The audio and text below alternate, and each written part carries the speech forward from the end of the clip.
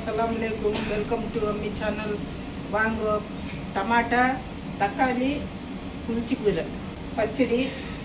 இது முதல்ல ட்ரை வறுத்திக்கணும். தனியா, ஜீரகம் ஒரு ஸ்பூனு வெந்தயம், ஒரு ஸ்பூனு கடுகு லைட்டாக வறுத்துட்டு ஆற வச்சுட்டு பவுடர் பண்ணணும். ஆற வச்சுட்டு பவுடர் பண்ணிக்கலாம். இப்போ கொஞ்சம் நல்லெண்ணெய் ஊற்றி புளிச்சிக்கீரை, தக்காளி வதக்கலாம். பிஸ்மில்லாஹிர் ரஹ்மானிர் ரஹீம்.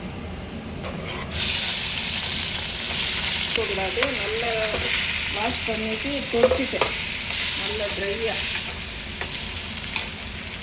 இதில் உப்பு கொஞ்சம் போட்டுட்டு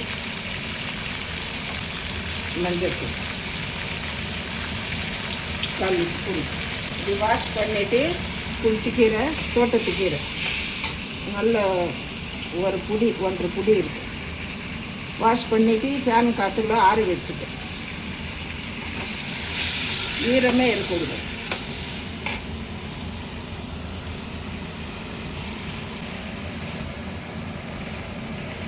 இப்போ ஃப்ரெண்ட்ஸ் வெந்துச்சு. தண்ணியை ஈரமே படக்கூடாது. இந்த டமாட்டோ, தக்காளியும் புளிச்சிக்கீரை மசிச்சுட்டேன். இப்போ கொஞ்சம் இது ஆறுனதுக்கப்புறம் தாளிக்கலாம். ஆஃப் பண்ணிடுறேன். இது ஆயிடுச்சு. அப்புறம் தாளிக்கும் போது இது காட்டுறேன். புளிச்சிக்கீரை தாளிச்சிடலாம். நல்ல எண்ணெய்,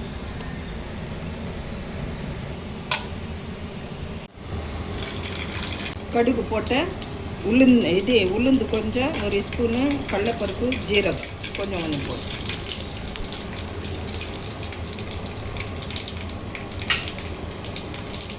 இது பூண்டு, கருவேப்பிலை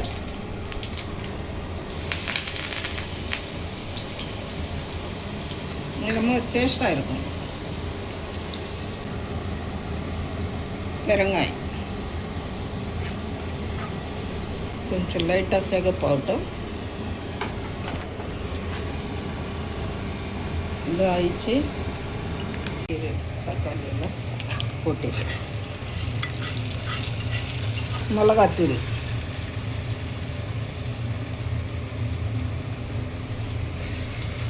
பெரிய ஸ்பூன் 2 ஸ்பூன் போட்டிருக்கேன்.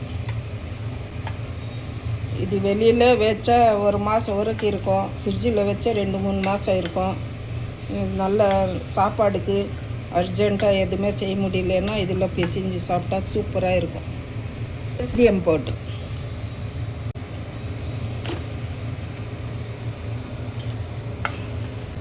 அவ்வளோதான். இப்போ ஆறுனதுக்கப்புறம் நம்ம பாட்டிலில் போட்டுக்கலாம்.